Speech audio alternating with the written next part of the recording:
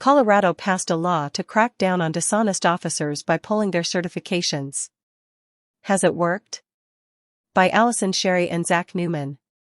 May 15, 2024, 12:01 a.m.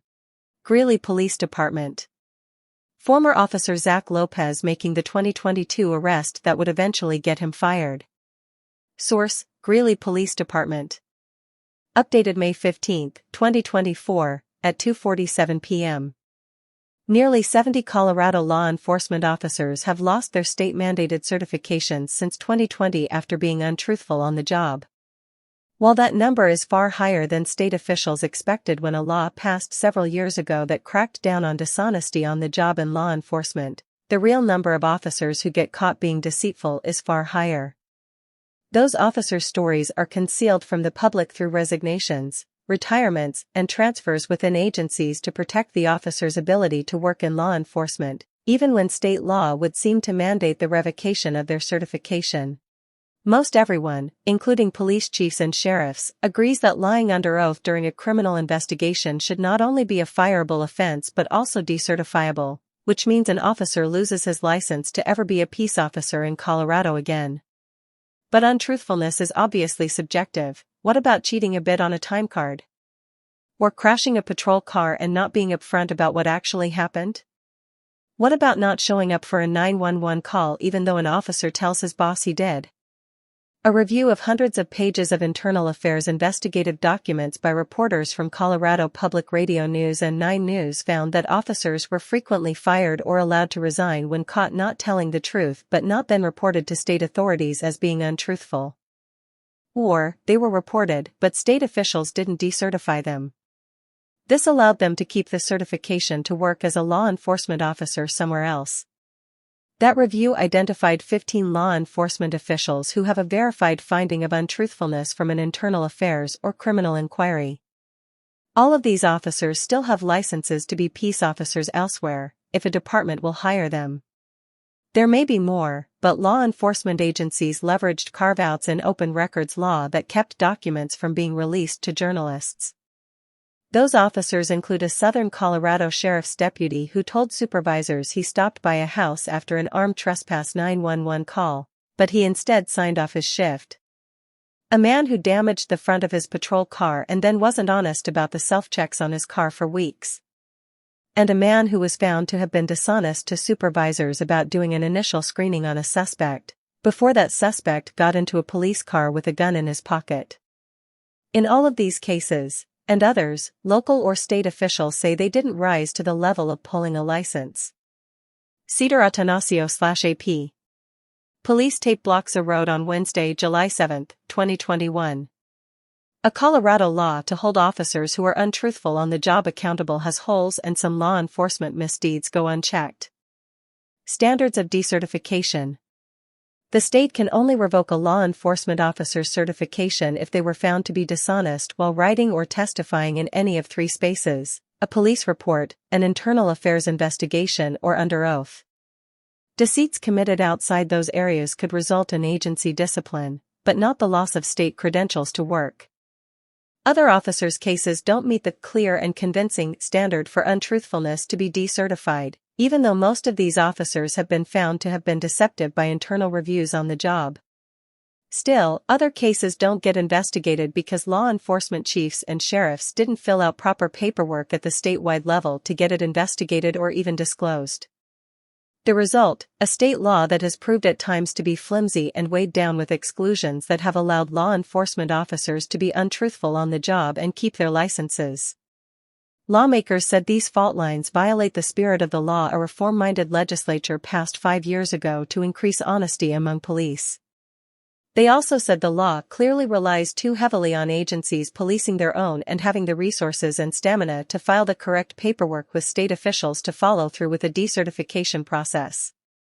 It has become clear since the law's implementation that with so many loopholes, agencies are often in internecine battles against one another, or the state, amid internal investigations about wrongdoing. These weaknesses are no surprise to State Attorney General Phil Weiser, who has sought additional power and authority from the state legislature to conduct more aggressive peace officer investigations just this year. The bill to accomplish that, which was carried by state representatives Leslie Herod and Jennifer Bacon, both of Denver, was killed in the State House of Representatives earlier this month. The power of the training board. 6 years into office and amid a second term, Weiser has tried to make Colorado a national model of transparency for law enforcement, which he believes will burnish their reputation, particularly since George Floyd's murder in Minnesota in 2020. Weiser acknowledged, though, that the success of holding officers accountable, for untruthfulness and everything else, relies on the power behind the Regulatory Peace Officer Standards and Training Board, or POST. That state agency licenses law enforcement under the Colorado Department of Law. Last year, an investigation by the nonprofit Colorado News Collaborative, Collab, the Sentinel and Aurora and Rocky Mountain Public Media revealed multiple loopholes, mistakes, and regulatory blind spots that have kept officers with documented records of misconduct in good standing with POST. CPR News and 9 News were among the coalition of newsrooms that used data made public by a 2020 reform law to take an unprecedented look at police discipline throughout the state. In an interview for this story, Weiser pointed out that POST, and its one allocated statewide investigator, can only act on what they know. In fact, it's baked into the law that POST is only allowed to investigate untruthfulness cases that are reported to them, and they aren't allowed to go out and initiate anything. It is also clear that untruthfulness is a bigger problem than lawmakers originally thought it was when they passed this bill in 2019. At that time, officials estimated there would be 4 decertifications a year for dishonesty. That's only a fraction of the almost 20 a year that has resulted since the law was passed. Weiser, citing Collab's reporting over the past year, said he sought greater authority and staff to go after law enforcement agencies not following the law.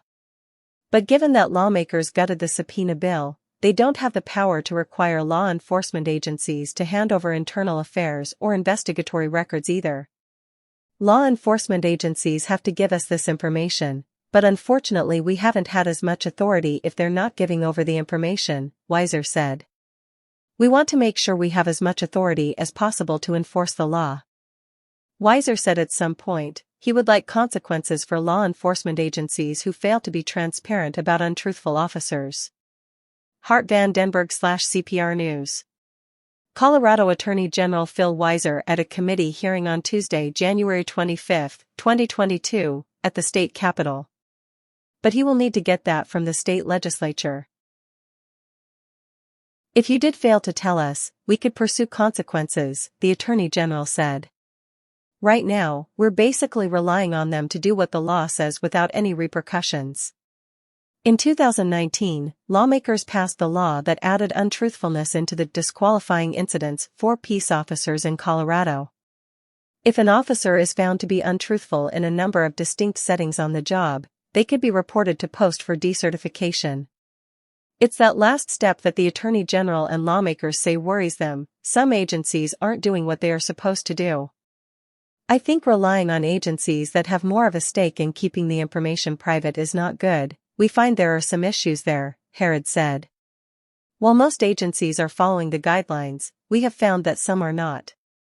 Costilla County no-show.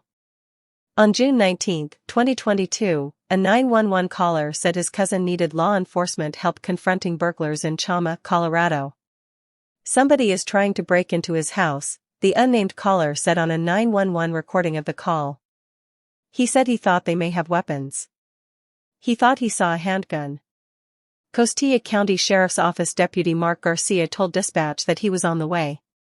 Shortly afterward, he said the threat had passed, according to internal affairs documents and the 9/11 tape recording.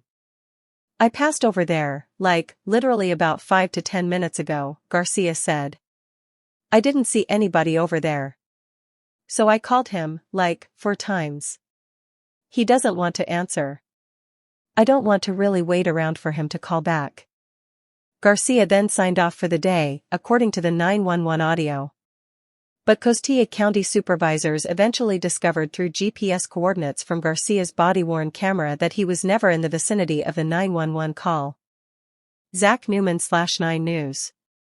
Archived body camera GPS coordinates from the Costilla County Sheriff's Office showed former Deputy Mark Garcia was never near the armed trespassing call, according to officials.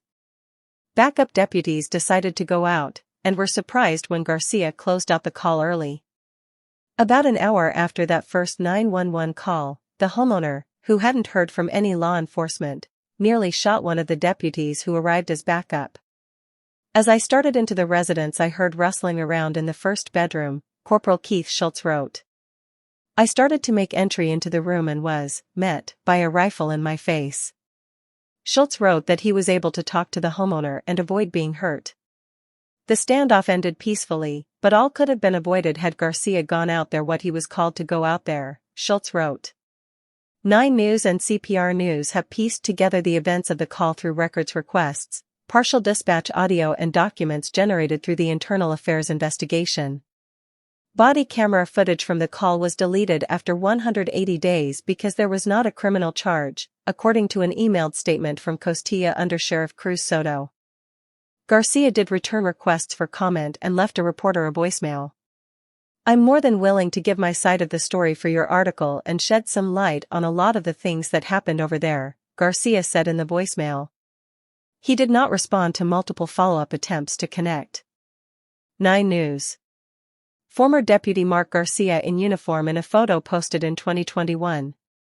Garcia told internal investigators that he had personal issues at the time and could not be late to pick up his kids, according to a report written by Costilla County Sheriff Danny Sanchez. The Costilla County Sheriff's Office reported Garcia to post, according to a form obtained by 9 News and CPR News. Based on our findings, we are hereby notifying Colorado Post that we feel Mark Garcia was deceitful while employed as a deputy sheriff for the Costilla County Sheriff's Office, Sheriff Danny Sanchez wrote. Eric Borgerie, Post Director, said in a written statement that Garcia's case did not meet the legal, clear and convincing standard of untruthfulness in either an administrative or disciplinary process. And Kelly, the Costilla County District Attorney, disagreed with state officials and sided with the law enforcement agency. She sent a so-called Brady letter to defense attorneys warning them that Garcia was not credible and his actions were dishonest. Garcia was ultimately fired from the Costilla County Sheriff's Office in July 2022. But Garcia did not have to wait long before rejoining law enforcement nearby, as a police officer in Springer. Springer is a small town in northern New Mexico roughly 48 miles from the Colorado border. The Springer Police Department announced Garcia was sworn in on May 10, 2023, alongside a short biography. Officer Garcia comes to us from Colorado with 10 years of law enforcement experience as a certified street cop, an unnamed police department official wrote on their department's Facebook page. 9 News, taken from Facebook. The town of Springer, New Mexico swore former Costilla County Deputy Mark Garcia into their police department. A Springer town official did not return multiple requests for comment. New Mexico does allow law enforcement officers to gain certification there if they have similar experience in other states. They also decertify officers for dishonesty. The definition of untruthfulness in the eyes of the beholder. 5 years ago, the idea to decertify officers because they lie on the job came from the law enforcement community itself. Democratic State Senator Dylan Roberts, who was in the State House in 2019, said that law enforcement approached him with the idea. They said, "We know there are officers making untruthful statements, but there is no mechanism in state law to do anything about it," Roberts said, in an earlier interview. It was about protecting the integrity of the profession. It's the few bad apples that put a stain on the rest of the officers in the state. But in the first years of the law's implementation, it is clear there is broad subjectivity on what is an act of deceit that merits a license being yanked versus something that merits termination, or simply some discipline. It depends on the judgment of varying public servants in different layers of local government. Rachel Moran, a law professor at the University of St. Thomas in Minnesota who has studied policing since 2015, said 9 News and CPR News findings identified significant gaps in the law, such as a standard for decertification that may be too narrow. 9 News. Rachel Moran, a professor at the University of St. Thomas in Minnesota, speaks to 9 News from her office. "It shows to me a flaw in the laws, the way we allow people to be officers despite deception," she said. In other words, untruthfulness is in the eye of the beholder. And that subjectivity threads through, and sometimes feeds interagency division, miscommunication, infighting, and varying conclusions among state and local officials. Limitations of post-investigations. Take the case of Spencer Davis.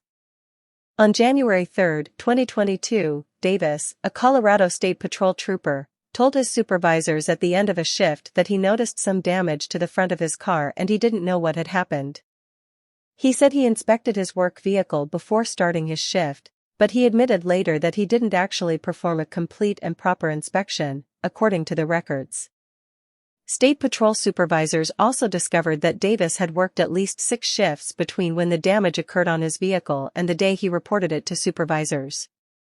This sparked a 6-month internal affairs investigation that ultimately concluded that Davis was dishonest about conducting required inspections of vehicles and about what happened. Clearly, Trooper Davis neglected to perform his duties, wrote Major David Rollins, according to redacted internal affairs investigation documents obtained by Collab.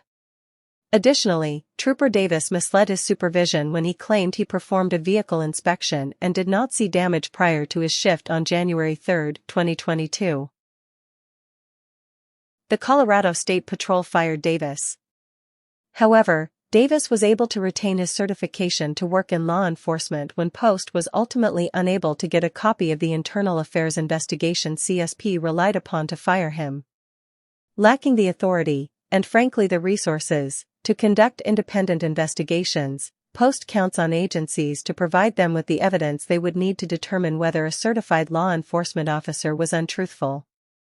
In Davis's case, he hired an attorney, who was able to negotiate with CSP, releasing the agency from the possibility of a wrongful termination suit in exchange for them altering Davis's separation from a termination to a resignation. Then Post said the agency refused to release records. Davis was then able to get a job with the Summit County Sheriff's Office. And there his record of untruthfulness followed him in the form of a Brady letter, the district attorney's warning to defense lawyers that a law enforcement officer has a credibility issue. But Davis's lawyer managed to get even that watered down to a notice that Davis had a prior finding of failing to follow CSP rules. Despite his settlement with CSP, Post has refused to change the public record of Davis's firing to resignation because of a negotiated settlement that does not reflect factual circumstances, wrote Post Director Eric Bourgerie. Without CSP's internal investigation, Post cannot take any action toward potential decertification. Davis remains a certified law enforcement officer, still working in Summit County. The entire saga, which all started with a broken bumper according to records, underscores the interagency division, miscommunication, infighting, and varying conclusions state and local officials can have when determining whether someone deserves a second chance or not. Herod said the state's authority created under the untruthfulness law was actually intended to solve for many of these disagreements. All officers were supposed to be decertified for a certain set of reasons and be in the database so they, 1, could never work in the state of Colorado again as a law enforcement officer, but 2, so they couldn't shop around their resume and ignore the fact that they had left under investigation or because of wrongdoing, Herod said. Deceit in the right setting. In other cases, officers may have been found to be untruthful, but they weren't untruthful in the correct way that allows for decertification under state law. Like former Greeley police officer Zach Lopez, who is one of the 15 law enforcement officials who kept certification after a sustained untruthfulness finding. Lopez was officially fired for incompetence, but the police chief thought it should have been for untruthfulness according to Greeley police records. 2 tiers of police review were overruled. Body camera footage shows Lopez approaching a man smoking a cigarette outside an arcade in September 2022. Officers arrested the man for a possible warrant. The man was handcuffed and sat down in the back of Lopez's police car, cigarette still lit. When Lopez told the man that he had verified that the warrant was active, the suspect made a confession. "I have a firearm," the suspect said, according to body camera footage. "Can I pat you down real quick?" Lopez asked as he motioned the man to stand up. Lopez handed another officer the suspect's tan handgun. It was loaded. Greeley Police Department. Former officer Zach Lopez making the 2022 arrest that would eventually get him fired. Source: Greeley Police Department. Greeley Police Department. This gun was found during a 2022 arrest after the suspect told officers that he had a weapon. Former officer Zach Lopez did not check and was fired because of it. Lopez told investigators that he did not search the arrestee before putting him in the car because he had a concealed carry card. The Internal Affairs investigator wrote there was no record of the suspect having that license, nor of Lopez having looked for it. Lopez's body-worn camera was watched and showed no evidence that Lopez had searched the prisoner's wallet to look for a concealed carry card. Kyle Peltz, a sergeant within the Greeley Police Department's Professional Standards Unit, wrote. The totality of this presented evidence that Officer Lopez was being untruthful regarding the details of this event. Lopez, in an interview with 9 News, chalked up his transgression to a mistake and not purposeful deception. He said he misremembered the concealed carry card and put it into his report without pausing to check his body camera footage. I slept better at night knowing that this was a human mistake, Lopez said. And, it doesn't make it any better, but it wasn't like, it wasn't intentional. 9 News. Former Greeley police officer Zach Lopez speaks with 9 News about his firing and certification. Lopez said he did not feel an immediate need to search the man because the suspect was calm and there were other officers present. So had I gotten that opportunity to search him and he hadn't told me that he had a weapon, he absolutely would have been searched, Lopez said. Daniel Stageman, director of research at the John Jay College of Criminal Justice, said he thought Lopez displayed more rank incompetence than untruthfulness but that Post should have pursued decertification. You use the mechanisms that you have available to you to try to achieve the kind of outcome that is appropriate, Stageman said. And it's definitely appropriate that this guy should not be a cop anymore. He's gonna get somebody killed. Untruthfulness overturned. Lopez's supervisor and the police chief found that Lopez was untruthful. The city manager agreed on the firing but overturned the untruthfulness portion. I find that your statements to Sergeant Fisher and in the supplemental report, while demonstrably inaccurate with regard to the existence of a concealed carry permit, were not knowingly untruthful, City Manager Raymond C. Lee III wrote. This means Lopez could not be decertified under Colorado statutes because the city manager wrote he should be fired for incompetence, not untruthfulness. Jacqueline Villegas, a spokesperson for the city of Greeley, wrote in an email that Lee maintained the firing of Lopez using the sections of the city handbook that mandate competence and following all federal, state and city ordinances. We'd like to reiterate that City Manager Lee did not overturn any decisions, Villegas wrote. Rather, he upheld the termination through the lens of clear and convincing evidence. The case was not brought to post. Lopez said Lee overturned the untruthfulness portion of his termination because he demonstrated that it was not a purposeful lie, but instead a lack of attention to detail. The lack of search leads to a change, and calls for more. Greeley Police Chief Adam Turk wrote that Lopez's case showed the need for internal policy changes.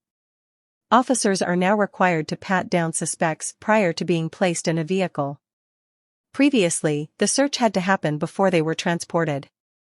Lopez's case exhibits how hamstrung Post is, said Moran, the law professor at St. Thomas. She called for Post to have more power to initiate investigations without a referral from a local law enforcement agency and more authority outside of the narrow instances outlined in the statutes. They should have the authority to decertify officers for any lies, any intentional lies related to public safety instead of confining them to the narrow contexts of the law, she said. That would eliminate some of the significant gaps. Lopez said he is working with his attorneys to get his credibility report removed from the Post website. He is unsure whether he wants to go back into policing. But, if he finds a job, he can if he wants to. Susan Green, Andrew Fraley, Brittany Freeman and Allison Berg contributed to this report.